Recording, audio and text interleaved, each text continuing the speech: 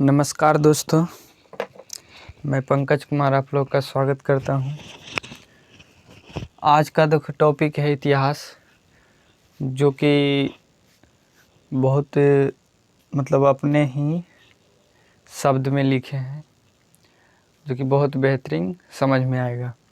तो देखो, भारत में राष्ट्रवाद या तो यूरोप में राष्ट्रवाद, अभी तो पढ़ेंगे फ़िलहाल यूरोप में राष्ट्रवाद। तो यूरोप में राष्ट्रवाद पहले राष्ट्रवाद क्या है, राष्ट्रवाद के बारे में समझना है। तो देखो, राष्ट्रवाद के समझने के लिए, राष्ट्रवाद एक ऐसी भावना है जो सांस्कृतिक, सामाजिक, आर्थिक एवं भौगोलिक परिवेश में रहने वाले लोगों में एकता की वाहक बनती है। तो दोस्तों देखो, इसमें ऐसा जो है टॉपिक इतिहास का, तो राष्ट्रवाद, राष्ट्र के क्या होता है, देश। वाद के होता है उसके बारे में, क्या उसके बारे में बीता, देश के बारे में बताना। तो देखो, राष्ट्रवाद, देखो दोस्तों, कह रहा है कि राष्ट्रवाद एक ऐसी भावना है जो किसी सामाजिक, आर्थिक, सांस्कृतिक एवं भौगोलिक खोजों में रहने वाले लोगों में एकता की वाहक बनाती। माने भौगोलिक खोज, सामाजिक हो गया तो सामाजिक होता है समाज में रहने वाला, और आर्थिक के होता है कि जैसे हम लोग का क्या स्थिति है, पैसा कमाना, या तो किस चीज़ से हम लोग आर्थिक हम अपना सही कर सकते हैं। तो कुछ न कुछ करते हैं आर्थिक करने के लिए। तो देखो दोस्तों, इसमें क्या करना है, अब इसे एकता की वाहक बनती है, एकता की वाहक बनती है। अब देखो, समझना है 1830 की क्रांति क्या है। 1830 की क्रांति, तो देखो 1830 की क्रांति का है, या तो डायरेक्ट क्वेश्चन आएगा कि 1830 की क्रांति का विवरण करें, या 1830 की क्रांति क्या थी, या क्वेश्चन आएगा कि 1830 की क्रांति की विशेषता को लिखें। तो क्वेश्चन भले ही अलग अलग रहेगा, मेरी आंसर जो है एक ही रहेगा। तो देखो, 1830 की क्रांति का एक चार्ल्स दशम एक शासक था। चार्ल्स दशम क्या था, एक शासक था, निरंकुश एवं घोर प्रतिक्रियावादी शासक था। घोर प्रतिक्रियावादी शासक था, और वो जो है लोकतंत्र के राहों में अवरोध पैदा करते थे। क्या करते थे? अवरोध पैदा करते थे कि कोई ऐसा काम ना कर सके। तो अब चार्ल्स दशम ने सोचा कि हम अपने से वो अपने से भी ज़्यादा घोर प्रतिक्रियावादी पोलिगनिक को प्रधानमंत्री नियुक्त किया। पोलिगनिक को प्रधानमंत्री नियुक्त किया, इसलिए नियुक्त किया कि अगर हम जो ऐसा शासक है तो हमसे और तो पोलिगनिक क्या किया कि लुई 18वें के शासनकाल में नागरिक संहिता के स्थान पर जो एक अभिजात्य वर्ग की स्थापना कर दिया। अब जैसे कोई भी शासक आता है तो सबसे पहले सोचता है कि कोई जो अपना ही शासन जमाना कर लेता, तो उसको करना था नागरिक संहिता, लुई 18वें के नागरिक संहिता का स्थान पर वो अभिजात वर्ग की स्थापना कर दिया। इसलिए जो है जनता में तो असंतोष फैल गया।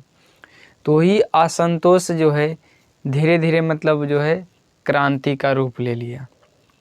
यही क्रांति जो है आगे चलकर हम लोग जानते हैं 25 जुलाई 1830 की क्रांति। तो देखो दोस्तों, इसको याद करने के लिए 3-4 बार पढ़ना होगा। अब पढ़ने के साथ साथ क्या होता है कि इसको समझना ज़रूरी है। अगर नहीं समझ में आता है तो 3-4 बार रिपीट करो, अपने आप ही याद करें। अगर ये क्वेश्चन अगर अच्छा लगेगा तो और क्वेश्चन बनाएंगे धीरे धीरे। तो अगर अच्छा लगेगा तो वीडियो में कमेंट करके लिख देना सर कि और अच्छा लगता है पढ़ने में। तो और ऐसा अपने शब्द में लिखेंगे ताकि तुम लोग को जो है एग्ज़ाम हॉल में जाने से पहले ही समझ में आ जाए कि कोई ऐसा त्रुटि ना हो, तो इससे ऑब्जेक्टिव भी बनता है। देखो हम बोलें कि चार्ल्स दशम एक निरंकुश एवं प्रतिक्रियावादी शासक था। इसने लोकतंत्र के राहों में कई अवरोध पैदा किए। चार्ल्स दशम ने अपने से भी ज़्यादा घोर प्रतिक्रियावादी शासक पोलिगनिक को प्रधानमंत्री नियुक्त किया। तो देखो इससे ऑब्जेक्टिव भी निकलता है। पोलिगनिक लुई, देखो इसमें देख लो ध्यान से, देखो इसमें क्या किया, क्रिया शुरू से था पढ़ते कि चार्ल्स दशम एक निरंकुश एवं प्रतिक्रियावादी शासक था। इसने लोकतंत्र के राहों में कई अवरोध पैदा किए। चार्ल्स दशम ने अपने से भी ज़्यादा घोर प्रतिक्रियावादी शासक पोलिगनिक को प्रधानमंत्री नियुक्त किए। देखो इसका मतलब होता है दशम,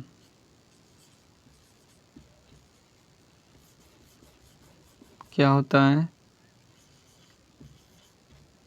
इसको दशम भी पढ़ सकता है। घोर प्रतिक्रियावादी पोलिगनिक को प्रधानमंत्री नियुक्त किया। पोलिगनिक लुई 18वें के शासनकाल में नागरिक संहिता के स्थान पर अभिजात वर्ग की स्थापना की, जिससे जनता में गहरा असंतोष फैला। यही असंतोष धीरे धीरे क्रांति का रूप ले लिया। आगे चलकर यही क्रांति 25 जुलाई 1830 की क्रांति में प्रसिद्ध हुई। इस क्रांति के फलस्वरूप चार्ल्स दशम को अपने गद्दी छोड़नी पड़ी। इस प्रकार फ्रांस में बुर्बो वंश का अंत हो गया और एक नई वंश की शुरुआत हुई। तो देखो ऑब्जेक्टिव डायरेक्ट पूछेगा कि चार्ल्स दशम किस प्रकार के शासक था, तो निरंकुश एवं घोर प्रतिक्रियावादी शासक था और इसने लोकतंत्र के राहों में कई अवरोध पैदा किए। फिर प्रश्न पूछेगा कि चार्ल्स दशम ने किसको प्रधानमंत्री नियुक्त किया, तो पोलिगनिक को प्रधानमंत्री नियुक्त किया था। फिर पूछेगा कि नागरिक संहिता के स्थान पर अभिजात वर्ग की स्थापना किसने किया, तो पोलिगनिक ने किया था। फिर बुर्बो वंश का अंत किसके शासनकाल में हुआ, तो किसके शासनकाल में हुआ, तो चार्ल्स दशम के। और किस क्रांति के समय हुआ, तो 1830 के जुलाई की क्रांति, 25 जुलाई 1830 की क्रांति। तो दोस्तों अगर वीडियो अच्छा लगेगा तो लाइक शेयर सब्सक्राइब करना। अगर अच्छा लगा, मतलब अगर मेरे ये जो है अपने शब्द में लिखें, इसको लिखने में बहुत मतलब मेडिटेशन करना पड़ा कि कैसे मतलब जो है लिखें ताकि बच्चा को समझ में। सारा ऑब्जेक्टिव है, लॉन्ग में भी बहुत सारा आता है। तो दोस्तों अब इतना ही रहने देते हैं, अब नेक्स्ट देखें। अगर अच्छा लगेगा तो कमेंट में लिखना कि हाँ सर आगे भी इसी तरह का क्वेश्चन दीजिए, तो बनाएंगे।